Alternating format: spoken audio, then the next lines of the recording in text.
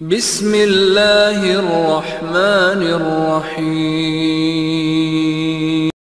السلام علیکم ورحمۃ اللہ وبرکاتہ۔ الحمدللہ رب العالمین والصلاة والسلام علی اشرف الانبیاء والمرسلین نبینا محمد وعلی آلہ وصحبہ اجمعین وبعد۔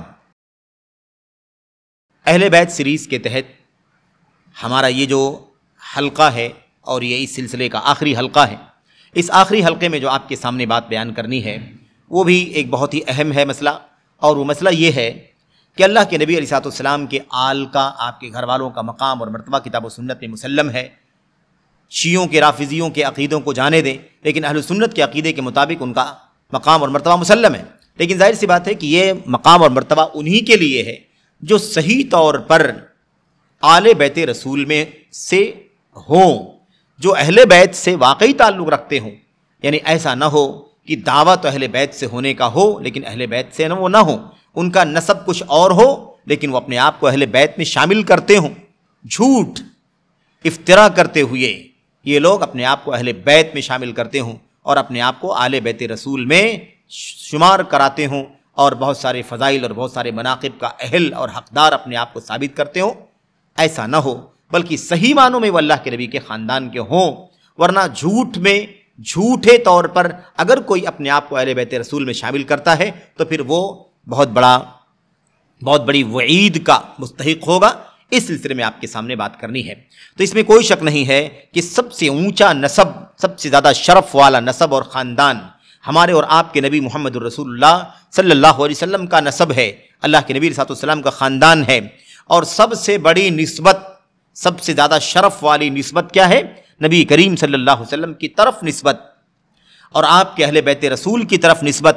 لیکن شرط یہ ہے کہ یہ نسبت کیا ہو؟ یہ نسبت صحیح ہو، درست ہو، جھوٹی بات نہ ہو، بے سر پیر کی بات نہ ہو، بہتان نہ ہو، بلکہ صحیح معنوں میں وہ نسب اللہ کے نبی علیہ السلام سے واقعی جڑتا ہو، تب یہ سب سے اونچا شرف ملے گا انسان کو اللہ کے نبی علیہ السلام کے خانوادے سے ہونے کا۔ کہتے ہیں لیکن مسئلہ یہ ہے کہ عرب اور عجم میں بہت سارے ایسے لوگ ہو گئے ہیں، عرب میں بھی اور عجم میں بھی ایسے بہت سارے لوگ ہیں جو اپنی نسبت اللہ کے نبی کے خاندان سے کرتے ہیں، اللہ کے نبی کے خانوادے سے، آل بیت رسول سے، اپنے آپ کو اشراف کہتے ہیں، اپنے آپ کو سادات کہتے ہیں۔ بہت سارے لوگ اپنے آپ کو سید لکھتے ہیں، بہت سارے اپنے آپ کو شریف لکھتے ہیں، لیکن ظاہر سی بات ہے کہ وہ شریف ہیں کہ نہیں ہیں، وہ سادات میں سے ہیں کہ نہیں، وہ سید ہیں کہ نہیں۔ سید اللہ کے نبی کے خاندان والوں کو کہتے ہیں، سادات انہی کو کہا جاتا ہے۔ ایسے ہی شریف بھی آل بیت رسول کے ہی نسب سے ہی نیچے آنے والوں کو اشراف بھی کہا جاتا ہے، شریف مکہ، شرفا۔ یہ سب القاب جو ہے وہ اللہ کے نبی علیہ السلام کے خاندان والوں سے ہی متعلق ہیں، جو استعمال ہوتے ہیں تاریخ میں اور سیرت کے اندر۔ بہرحال تو اب یاد رکھیں کہ جو ایمان والا ہو اور اہل بیت میں سے ہو، جو ایمان والا ہو اور اہل بیت میں سے ہو، یا کہہ لیں جو اہل بیت میں سے ہو، اس حال میں کہ ایمان والا بھی ہو، یقیناً اللہ تبارک و تعالیٰ نے اسے دو شرف عطا فرمائے۔ ایک شرف ہے ایمان کا اور دوسرا شرف ہے اللہ کے نبی علیہ السلام کے خاندان سے ہونے کا، آپ کے نسب نامے میں شامل ہونے کا۔ لیکن جو شخص اس نسب کا دعویٰ کرے، جو اس شریف، اس معزز محترم نسب کا، خاندان کا دعویٰ کرے اور ان لوگوں میں سے نہ ہو، تو یقیناً ایسا شخص ایک حرام کام کا مرتکب ہے۔ یعنی کوئی اگر اپنے آپ کو اہل بیت میں شامل کرتا ہو، اپنے آپ کو سید کہتا ہو اور ہو نہ وہ اللہ کے نبی کے خاندان سے، تو ایسا شخص کیا کرتا ہے؟ ایسا شخص ایک بہت بڑے حرام کام کا مرتکب ہے۔ اور وہ کیا ہے؟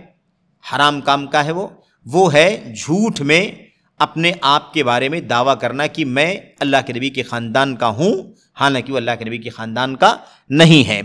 وَهُوَ مُتَشَبِّعٌ بِمَا لَمْ يُعْطَى، اور وہ اپنے آپ کو اس چیز سے آسودہ ثابت کرنے والا ہے جو اسے ہے نہیں، جو اس کے پاس ہے نہیں۔ یعنی وہ اللہ کے نبی کے خاندان کا ہے نہیں، لیکن اپنے آپ کو ثابت کرتا ہے کہ میں اس خاندان کا ہوں اور آسودہ ہوں۔ یعنی کیا مطلب؟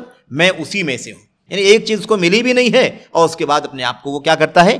بتکلف اپنے آپ کو اس کا اہل ثابت کرتا ہے۔ نبی کریم صلی اللہ علیہ وسلم کا ارشاد ہے، المتشبع بما لم يعطى کلابس ثوب زور۔ اللہ کے نبی نے فرمایا کہ کسی آدمی کو جو چیز نہ دی گئی ہو اور اس کا وہ دعویٰ کرتا ہو کہ مجھے مل چکی ہے، جس چیز کو کوئی چیز جو کسی شخص کو نہ دی گئی ہو، یعنی بلا دیے ہوئے وہ آدمی اپنے آپ کو اس سے آسودہ ثابت کرتا ہو کہ ہے وہ میرے پاس، اللہ کے نبی نے کیا فرمایا؟ کلابسی ثوب زور، وہ جھوٹ کے 2 کپڑے پہننے والے جیسا ہے، جھوٹ کے 2 کپڑے پہننے والے جیسا۔ یہ اللہ کے نبی علیہ الصلوۃ والسلام نے یہ بات بیان فرمایا اپنے حدیث کے اندر۔ تو بھائی آپ اگر اللہ کے نبی کے خاندان کے نہیں ہیں تو اپنے آپ کو کیوں اللہ کے نبی کے خاندان کا ثابت کرتے ہیں؟ ایک تو ہیں بھی نہیں اور اپنے آپ کو ثابت کرتے ہیں کہ میں اس خاندان کا ہوں۔ تو یہ کیا ہے؟ جھوٹ کے 2 کپڑے پہننے والے جیسا ہے، یہ ہے بھی نہیں اور دعویٰ بھی کرتا ہے۔ اسے امام مسلم نے اپنی صحیح میں ام المؤمنین عائشہ صدیقہ رضی اللہ تعالیٰ عنہ سے نقل فرمایا ہے، کہتے ہیں کہ اللہ کے نبی علیہ الصلوۃ والسلام کی صحیح حدیثوں میں بہت ساری حدیثیں آئی ہوئی ہیں جس میں یہ معلوم پڑتا ہے کہ کوئی آدمی اگر اپنے آپ کو کسی خاندان کی طرف منسوب کرے تو ایسا کرنا حرام ہے۔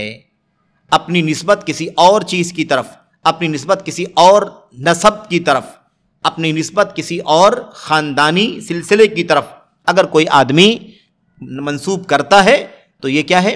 یہ حرام ہے، اور اللہ کے نبی علیہ الصلوۃ والسلام کی حدیثوں میں یہ بات آئی ہوئی ہے۔ اللہ کے نبی فرماتے ہیں، ابو ذر رضی اللہ تعالیٰ عنہ کی حدیث میں کہ انہوں نے اللہ کے نبی علیہ الصلوۃ والسلام کو فرماتے ہوئے سنا، لیس من رجل ادعى لغیر ابیہ وهو يعلمه الا كفر بالله ومن ادعى قوما ليس له فيهم نسب فليتبوأ مقعده من النار۔ اللہ کے نبی علیہ الصلوۃ والسلام نے صحیح بخاری مسلم کی اس روایت کے اندر کیا فرمایا؟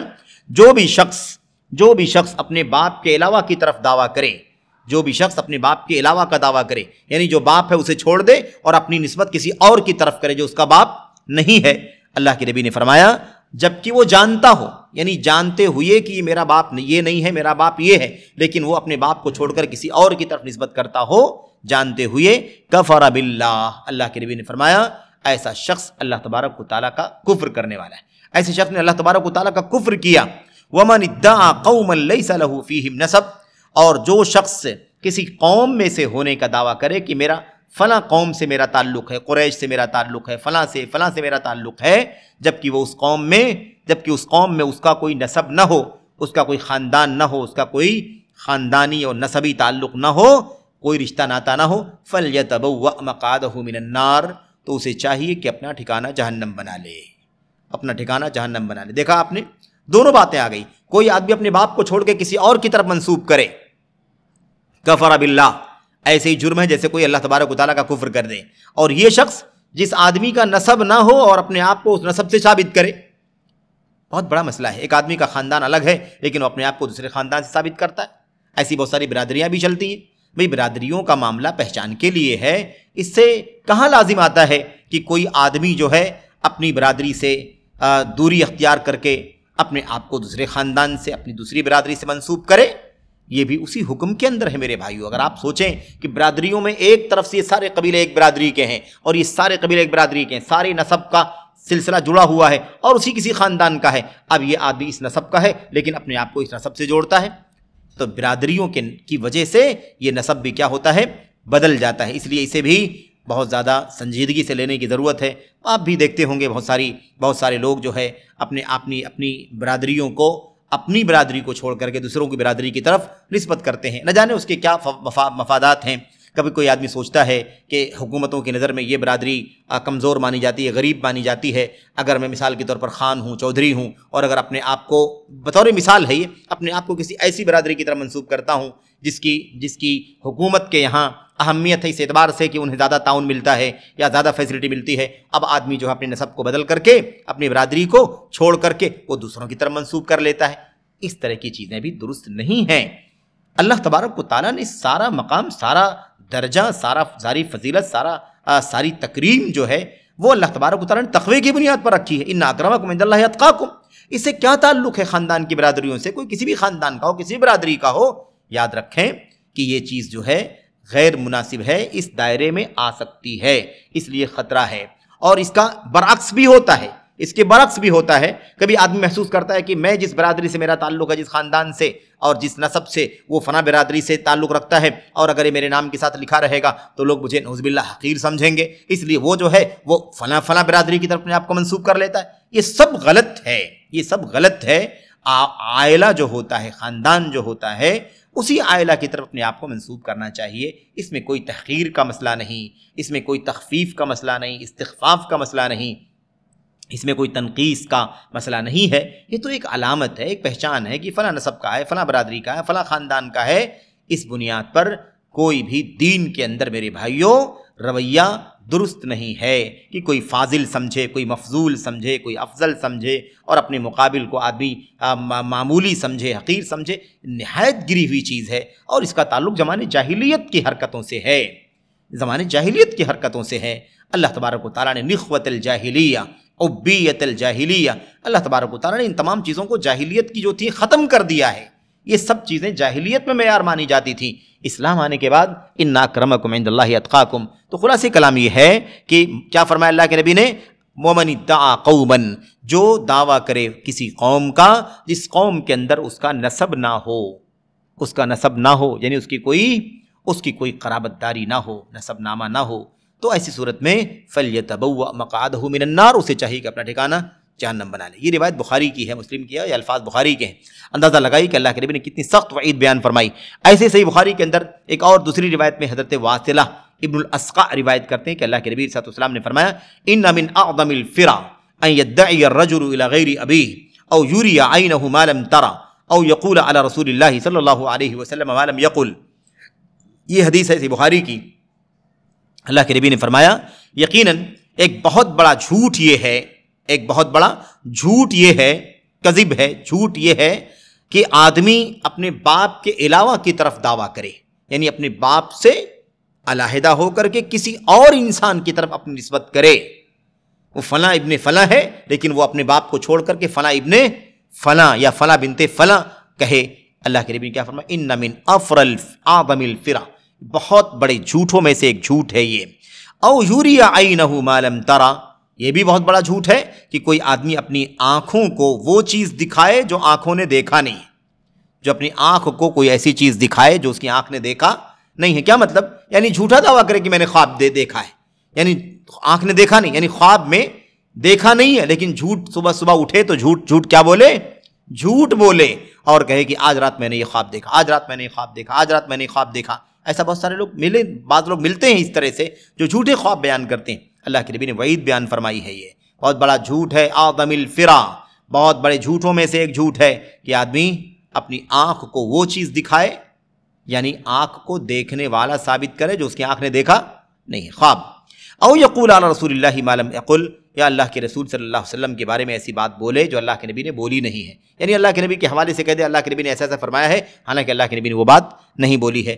یہ تینوں باتیں اللہ کے نبی نے کیا فرمایا؟ من اعظم الفرع، بہت بڑے جھوٹوں میں سے ایک جھوٹ۔ تینوں باتیں جھوٹ ہے۔ یہاں پر پہلی بات مراد ہے وہ کیا ہے؟ آدمی اپنے باپ کے علاوہ کی طرف منسوب کرے، یہ بات بہت ہی خطرناک ہے۔ بہرحال خلاصہ کلام کیا ہے؟ شیخ الاسلام ابن تیمیہ رحمۃ اللہ علیہ فرماتے ہیں ایک مثال دے کر کے، کہتے ہیں وقف جو ہے نا اہل بیت پر، اہل بیت یا اشراف پر اگر وقف کسی نے کیا ہے، مثال کے طور پر اگر کسی نے وقف کیا ہے کہ یہ باغ ہے، یہ جائیداد ہے، یہ زمین ہے، یہ پراپرٹی ہے، میں اسے اہل بیت کے لیے وقف کر رہا ہوں یا اشراف کے لیے، وہ بھی اہل بیت کے ہی لوگ ہیں، میں ان کو وقف کر رہا ہوں، تو کہتے ہیں کہ یہ وقف جو ہے نا، اس وقف سے وہی شخص لینے کا حقدار ہے جس کی نسبت یعنی جس کا نسب نامہ رسول اللہ صلی اللہ علیہ وسلم تک ثابت ہو، یعنی جو اہل بیت کا ہوگا وہی اس وقف سے کھا سکتا ہے۔